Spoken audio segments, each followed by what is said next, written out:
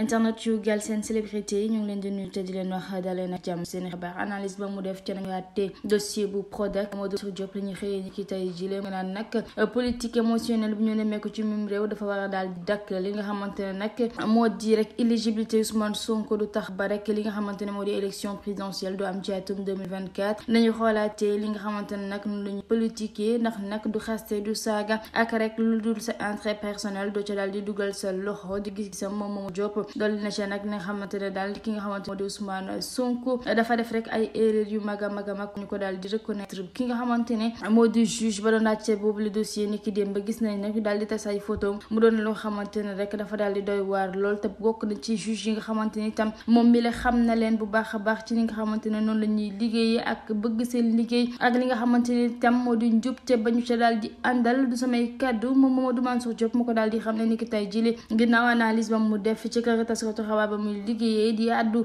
ci ni nga xamante ne noonu la ñu àtte dossier bu Prodac doxoon ci diggante Mame Mbaye Niang ak ki nga xamante ne moo di njiital Pastef Ousmane Sonko ci loolu ñi nga xamante ne itam ñoo di waa Sénégal xëy nañ ni ki tey jile àddu ci boobu la mbir di xam ne rek ci ab article ne daal Ousmane Sonko juróom benn fan kese képp dong nag la daal di am ngir def appel bu ko defee rek ñu daal di xool ndax rek danañ rek mën a daal di teggi daan ñu teg ci ndoddam ngir mu mën a doon candidat ci élection présidentielle yu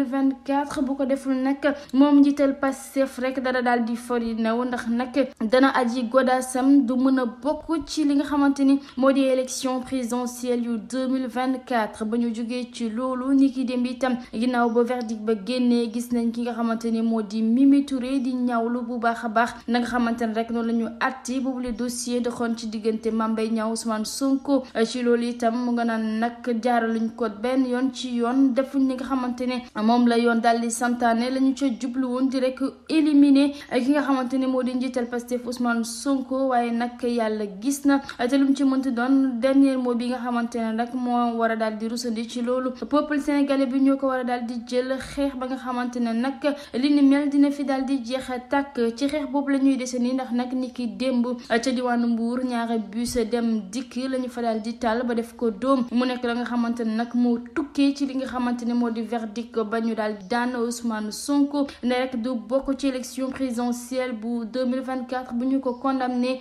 ci lu ëpp juróom benn weer ci loolu ba tey la ñu dese nii itam ni ki démb ci université Cheikh Anta Diop bu Ndakaaru nemmeeku nañ fa itam li nga xamante ne moo di ay affrontement ginnaaw itam verdict bi nga xamante ne génn na force de l'ordre ya doon jàmmaarloog ñi nga xamante ne rek ñoo di étudiants ya ni ki démb foofee ci université Cheikh Anta Diop bu Ndakaaru danañu àddu itam ci li nga xamante ne rek moo di Francisca Diafouné moom Francisca Diafouné bu RTS ñu ngi xamal nag ne daal jamono ji ab AVC moo ko daal di tëral ñu koy ñaanal un prompt rétablissement ba mu rek mën a delluwaat ci liggéeyam ndax liggéey bu muccaay bi nga xamante ne def na ko foofee ci biir RTS ñu daal di ko cay nawloo loolu sax bu ñu jógee ci loolu danañu àddu ci ki nga xamante ni moo di Mame Diarra Fam mu nga naan nag xeex ak xuloo ak rek saagante bi nga xamante ne ñu ngi koy nemmeeku ci langum politique bi dafa war a daal di jeex a tàkk rawatina fi nga xamante ne moom lañ koy defee di rek fi nga xamante ne daal moo di ci jumtuwaay xarala yi moo xam ci rek réseaux sociaux yi ak fi nga xamante ne rek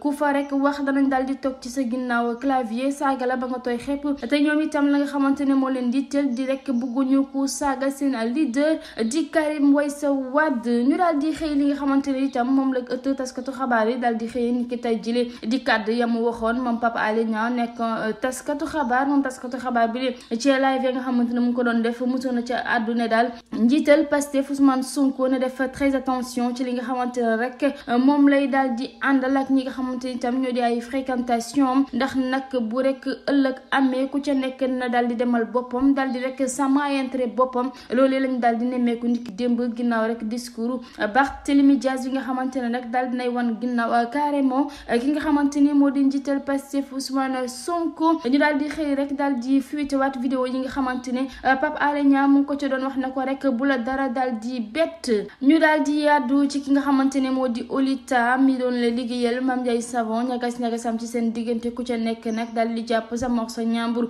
ci loolee nag ñu nga naan Olita mi dafa def wujjo ki nga xamante ne daal moo di Mame Ndiaye Savon borom Pikine ni nga xamante ne jamono ji moo daal di téye réew mi ginnaaw battre bu muccaay ba nga xamante ne def na ko ca Bercy Pikine ba amoon foofu le rek ca stade ba ñu mënoon nemmeeku lu mu mu battre ki nga xamante ne moo di Faramareen bu mag bi la di Wally Ballago Seck ba mu ca jógee Oulita daal di ñëw kottu Wally Ballago Seck mi ne nag day daal di jooy loolee nag daal dinay wër réseaux sociaux yi la nga xamante ne tam ñu ngi ko cay daal di duut baaraam tuuma ne rek Oulita mi la mu sol dara ca baaxul waroon na xoolaat bu baax a baax li nga xamante ne moo di comportement am nit bu la rawee da nga jéem a xam na nga toppee ci ginnaawam wala rek nga daal di xool naka ngay rek jéem a def ba mel ni moom waaye nag doo ko rek gàllankoor ci bépp wàll di kàddu yi nga xamante ne ñoom internet yi daal nañu koy def. Chérif Mamadou Bachir Laye daal dinay génn àdduna di rek li nga xamante ne moom la teg journaux yi daal di xëyee tey ñu koy nag jaale la communauté layène moom Chérif Mouhamadou Bachir Laye mi nga xamante ne rek mu ngi fi woon nekkoon itam nit ku baax ku ñu rek ràññee ci biir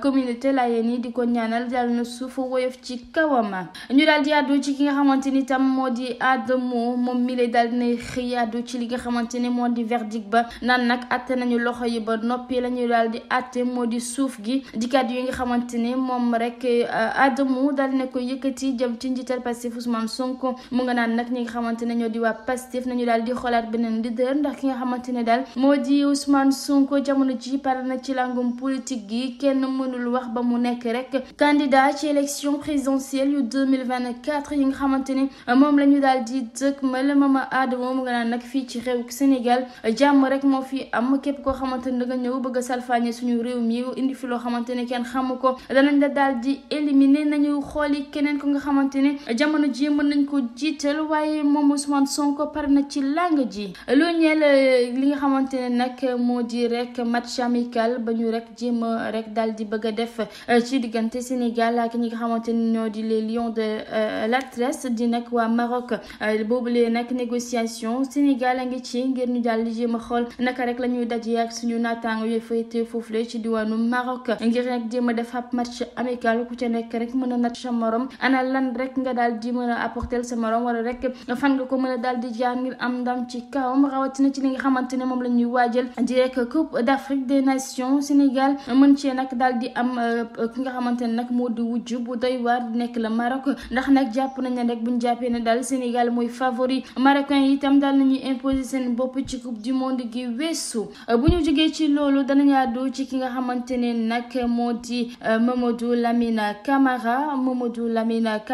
mu nga xamante ne nag ràññee nañu ko ci U20 yi di foogoon na sax du bokk ci coupe du monde bu U20 bi nga xamante ne moom la ñu war a daal di waajal jamono ji fédération sénégalaise de football daal dina amal ay négociation ba rek clubam di FC Metz daal di koy mën a bàyyi moom itam ngir mu mën a daal di bokk ci yooyu la jongante di la bonne nouvelle bi nga xamante ne monde sportif bi daal nañu koy xëyee di rek participation wu Mamadou Lamine Camara ci rek li nga xamante ne moo di coupe du monde ñeel U20 ami internet yu rek Galsen Célébrité li lañ leen indiloon ci seen xabaar di leen jox dictature ba suba incha allah waaye di leen wax itam bu leen fàtte benn yoon abonné wu ci suñu page YouTube bi di Galsen Célébrité kër gu baax gi